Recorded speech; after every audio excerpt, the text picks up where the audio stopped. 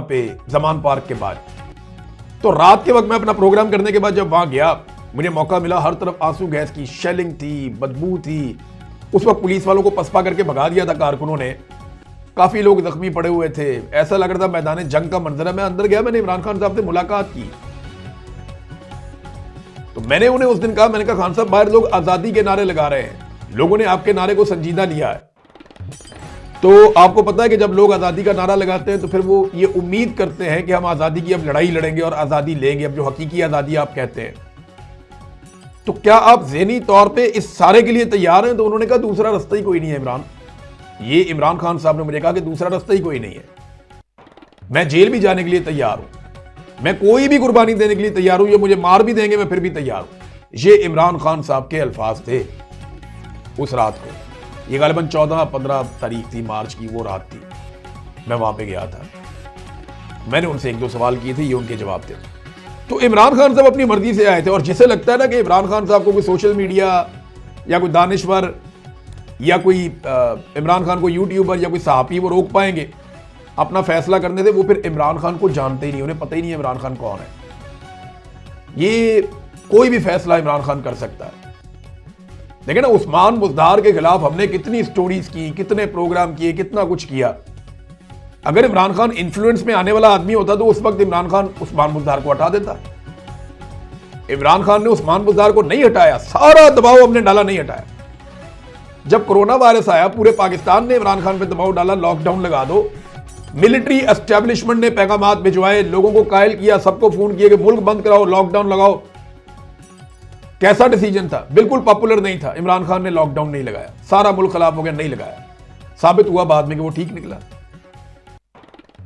रेहाम खान की तलाक का चलो जाती मामला है, लेकिन इलेक्शन से एक दिन पहले इमरान खान साहब ने तलाक अनाउंस करवाई थी। पूरे इलेक्शन का बेड़ा गर्क कर लिया था। जो वो एक इलेक्शन होते हैं बल्दियाती, पार्टी के सारे लोग समझा रहे खान साहब 4 दिन 2 दिन ठहर जाएं, ये अनाउंसमेंट बाद में कर लेते हैं, नहीं अभी अनाउंस करो। इलेक्शन से एक दिन पहले तलाक दी और अनाउंस की इमरान खान साहब ने। ये फैसला करेंगे डर के यूट्यूबर से, सोशल मीडिया से? नहीं, इमरान खान अपना फैसला खुद ही करेगा। ये आदमी अपनी हुकूमतें गिरा देता है, अजीब आदमी है ये। इस तरह का नहीं है, आप इसको नवाज शरीफ के साथ या जरदारी के साथ आप कंपेयर नहीं कर सकते।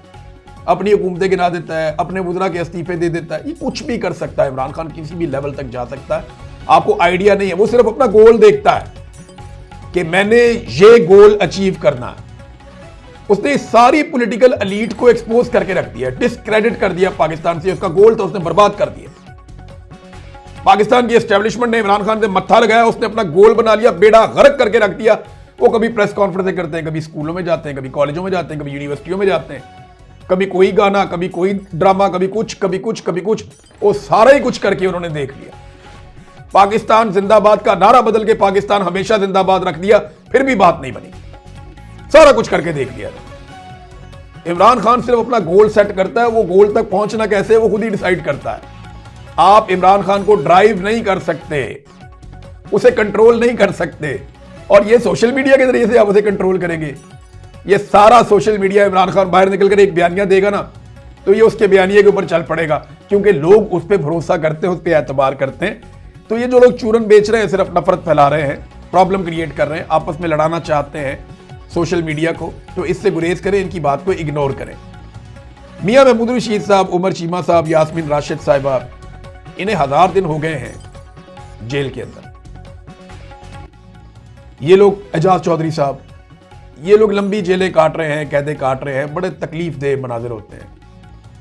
लेकिन इन्होंने जबर को और फस्तायत को बर्दाश्त किया, इस्तकामत के साथ बर्दाश्त किया। ये लोग हीरे बनते जा रहे हैं, कौम के हीरोज बन रहे हैं, क्योंकि इन लोगों ने पाकिस्तान के लिए मार खाई है और बेगुनाह मार खाई है। इन्होंने ऐसा कुछ किया भी नहीं है। अब नाज़रीन आ जाए, जो लोग करते हैं उनके खिलाफ क्या किया जा रहा है। देखिए, सारी तवज्जो तो इधर है। बलूचिस्तान में 2 दिन गुजर गए, 12 शहरों पे एक साथ अटैक हुआ था। इंडिया में एक शहर पे अटैक हो जाए, एक कोने में, एक जगह पे, वो पाकिस्तान को वक्ता डाल देते हैं।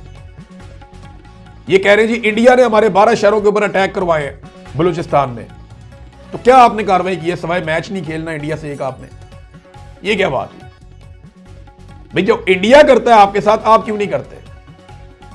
टिट फॉर टैट होता है ना, या तो बड़ी बड़ी बातें नहीं करनी चाहिए। अब मामला यह है कि बलूचिस्तान में दहशतगर्दों के हमलों को 2 दिन हो गए हैं, कोई भी जिम्मेदारी लेने को तैयार नहीं। कोई एक ऑफिसर, कोई एक बंदा, कोई एक एजेंसी का एहलकार, और कोई तो रिस्पॉन्सिबिलिटी लो कि भाई मेरी जिम्मेदारी थी, मैं रिस्पॉन्सिबल था इस अमनो अमान के लिए। मैं ये समझता हूं कि मुझे और मेरे लोगों को पता नहीं चला, हम नाकाम हो गए मुकम्मल तौर पे, हमारे दुश्मन को कामयाबी मिली है, लिहाजा हम दिल बर्दाश्ता होके रिजाइन दे रहे हैं, जिम्मेदारी कबूल करते हुए। दूसरे लोग आए और आकर काम करें। ना किसी ने रिजाइन दिया, ना किसी को निकाला गया, ना किसी के ऊपर कोई इंक्वायरी हमने सुनी है। यानी ये तो वजीर आजम को इनिशिएट करना चाहिए था कि जनाब इतना बड़ा वाकया हो गया, 12 शहरों में एक साथ दहशतगर्दी हो गई, इसका जवाब दो मुझे, बताओ मुझे कि ये कैसे हो गया, तुम्हारी इंटेलिजेंस किधर गई? सारी इंटेलिजेंस पाकिस्तान तहरीक इंसाफ पे लगाई हुई है। सुबह से शाम तक लिस्टें पाकिस्तान तहरीक इंसाफ की बनाते हैं और कोई काम ही नहीं है। आर्मी चीफ ने कहा था कि दहशतगर्द 1500 हैं, ये 2 महीने पहले की बात है। 2 महीने पहले आर्मी चीफ ने कहा तुम 1500 बंदे, तुम दहशतगर्द, तुम चाहते हो तुम सूबा अलग कर दोगे, हम तुम्हें ये मारेंगे। उन्होंने स्टेटमेंट दिया था, बड़ा दबंग स्टेटमेंट दिया था। आर्मी चीफ ने कहा जी 1500 दहशतगर्द। अब 2 महीने के बाद वजीर आला बलूचिस्तान ये बताता है कि दहशतगर्द 5000 है। ये 2 महीने में 1500 से 5000 कैसे हो गए? और जो ग्राउंड रियलिटी है ना, वो पता क्या है, तादाद इससे भी ज्यादा है। जो आजाद सोर्सेज हैं या जर्नलिस्ट हैं वहां पे, उनसे आप बात करें, वो ऑफ द रिकॉर्ड बताते हैं यार बहुत बड़ी तादाद है और भर्ती बहुत तेज हो रही है। BLA में, दहशतगर्दों के ग्रोहों में, कलदम तंजीमों में बहुत तेजी से लोग जा रहे हैं। वजह, लोग मुतनफर हो रहे हैं। जब मारंग बलूच जैसे लोगों को, जो सियासी आवाज है, जो जमहूरी आवाज है, जो इंसानी हकूक की बात करते हैं, जब आप उन्हें दुश्मन बना के उनको जेलों में बंद करेंगे तो नौजवानों के बाद रास्ता बंद हो गया ना। ये मैं एक स्टेटमेंट सुन रहा था सरफराज बुगटी का, अभी तो ये वजीर आला बन गया ना तो इसकी जुबान बदल गई है। माजी में सरफराज बुगटी कैसा था और किस तरह की बातें करता था, ये जरा आप सरफराज बुगटी के ही मुंह से सुन लें तो आपको आइडिया हो जाएगा कि ये लोग कैसे अपने रंग बदल लेते हैं इक्तदार में आने के बाद। ये वही सरफराज बुगटी है। जरा इसको अब आप सुने, मैं जरा इसकी ऑडियो खोल दूं ताकि आपको मैं सुना दूं। ये सुने आप। मेरा पॉइंट ऑफ व्यू ये है, आर्गुमेंट ये है कि अगर लोग बंदूक ना उठाएं तो क्या करें? जब इस तरह की सिचुएशन होगी तो लोगों ने बंदूक ही उठानी है ना। जब लोगों को आप फैसिलिटीज नहीं देंगे, 13 इंजीनियर्स हैं बुगटी, वो भर्ती नहीं करते हैं, तो ये OGDCL, PPL, ये सारी जितनी गैस कंपनीज हैं, ये सारी गैस कंपनीज जो है वो इंतहाई लोगों के साथ ज्यादती कर रही है, तो लोगों के पास और कोई ऑप्शन नहीं। बंदूक ना उठाएं तो और क्या करें? उनके साथ ज्यादतियां हो रही हैं, उनका हक छीना। अब ये बातें कौन कर रहा था? यही बुगटी कर रहा था। अब वो कहता है जनाब कोई सियासी हाल ही नहीं है, कोई महरूमी नहीं है, ये तो सारा अस्करी हल है, मारो इनको पकड़ के। तो किस किस को मारेंगे, कहां तक मारेंगे? आपको अल्टीमेटली एक बड़ी जंग के बाद भी बैठना ही पड़ता है। लोग होंगे तो उन पे हुक्मरानी करेंगे ना, या खाली पत्थर, सोना, तांबा ही छोड़ना है वहां पे, जो बाद में उठा के आपने बेच देना उन्हें पौने ही बेचते हैं ना।